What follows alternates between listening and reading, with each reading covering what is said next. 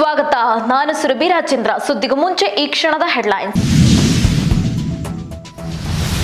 ಬೆಳ್ಳಂಬೆಳಗ್ಗೆ ಪಲ್ಟಿ ಹೊಡೆದ ಲಾರಿ ಪಲ್ಟಿ ಹಿನ್ನೆಲೆ ಕೆಲಕಾಲ ಟ್ರಾಫಿಕ್ ಜಾಮ್. ನಿಯಂತ್ರಣ ತಪ್ಪಿ ಹಳ್ಳಕ್ಕೆ ಹೋಗಿ ಬಿದ್ದ ಲಾರಿ. ಕೋಲಾರ ಕ್ಷೇತ್ರಕ್ಕೆ ಎಷ್ಟು ಗಂಟೆಗೆ ತೆರಳಲಿದ್ದಾರೆ ರಾಹುಲ್ ಗಾಂಧಿ? ಕಮಲ ದಳಕ್ಕೆ ಟಕ್ಕರ್ ಕೊಟ್ಟು ಲೋಕಸಮರ ಗೆಲ್ಲಲು ಕೈ ಕಸರತ್ತು. ಮೋದಿಯನ್ನು ಕರೆಸಿ ರಾಜ್ಯದಲ್ಲಿ ಪ್ರಚಾರ ನಡೆಸಿದ ಬಿಜೆಪಿ ಜೆಡಿಎಸ್. ಮರ್ಯಾದ ಪುರುಷೋತ್ತಮನ ಜನ್ಮದಿನ, ನಾಡಿನಾದ್ಯಂತ ಸಂಭ್ರಮ. ವರ್ಷದಲ್ಲಿ 2 ಬಾರಿ ಶ್ರೀರಾಮ ನವಮಿ. ರಾಮ ಮಂದಿರದಲ್ಲಿ ಗರ್ಭಗುಡಿಯ ಬಾಲರಾಮನಿಗೆ ಸೂರ್ಯ ತಿಲಕ. ಚಂದನವನದ ಕುಳ್ಳ ಹಿರಿಯ ನಟ ದ್ವಾರಕೇಶ್ ವಿಧಿವಶ. ಬೆಳಿಗ್ಗೆ 11 ಗಂಟೆಯವರೆಗೆ ಅಂತಿಮ ದರ್ಶನಕ್ಕೆ ವ್ಯವಸ್ಥೆ. ಬ್ರಾಹ್ಮಣ ಸಂಪ್ರದಾಯದಂತೆ ನಡೆಯಲಿರುವ ವಿಧಿವಿಧಾನ.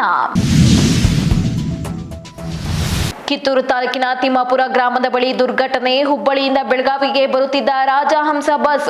ಸ್ಥಳೀಯ ಆಸ್ಪತ್ರೆಯಲ್ಲಿ ಗಾಯಾಳುಗಳಿಗೆ ಚಿಕಿತ್ಸೆ. ನೀರಿನ ತೊಟ್ಟಿನ ಬಳಿ ಸಿಕ್ಕ ತಾಯಿ ಹಾಗೂ ಮಗಳ ಮೃತದೇಹ. ನೀರಿನಲ್ಲಿ ಮುಳುಗಿ ಪ್ರಾಣ ಬಿಟ್ಟರೋ ಅಥವಾ ಕೊಲೆ ಮಾಡಿದಾರೋ? ಹೆಂಡತಿ ಮತ್ತು ಮಗಳ ಮೃತದೇಹ ಕಂಡು ಶಾಕ್ಗೆ ಒಳಗಾದ ಗಂಡ. ಕಾಂಗ್ರೆಸ್ ಸಚಿವರ ಅತ್ಯಾಪ್ತನ ಅಪಾರ್ಟ್ಮೆಂಟ್ ಅಲ್ಲಿ ಬರೋಬ್ಬರಿ 18 ಕೋಟಿ ಪತ್ತೆ. ಮದ್ಯ ಸಂಗ್ರಹ ಇದೆ ಎಂದು ರೇಡ್ ಮಾಡಿದ ಅಧಿಕಾರಿಗಳು. ಟ್ರೆಜರಿ ಹುಡುಕಿದಾಗ ಸಿಕ್ತು ಗರಿಗರಿ ನೋಟುಗಳ ಕಂತೆ. ಕೊಪ್ಪಳದಲ್ಲಿ ಕಾಂಗ್ರೆಸ್ ನಾಯಕ ಲಕ್ಷ್ಮಣ್ ಸವದಿ ಭರ್ಜರಿ ಆಪರೇಷನ್. ಬಿಜೆಪಿ ಸಂಸದ ಸ್ಥಾನ ಪಕ್ಷಕ್ಕೂ ಗುಡ್ ಬೈ ಹೇಳಿದ ಕರಡಿ ಸಂಗಣ್ಣ. ಬಿಜೆಪಿ ರಾಜ್ಯ ಅಧ್ಯಕ್ಷ ಬಿವೈ ವಿಜಯೇಂದ್ರಕ್ಕೆ ರಾಜೀನಾಮೆ ಪತ್ರ ರವಾನೆ.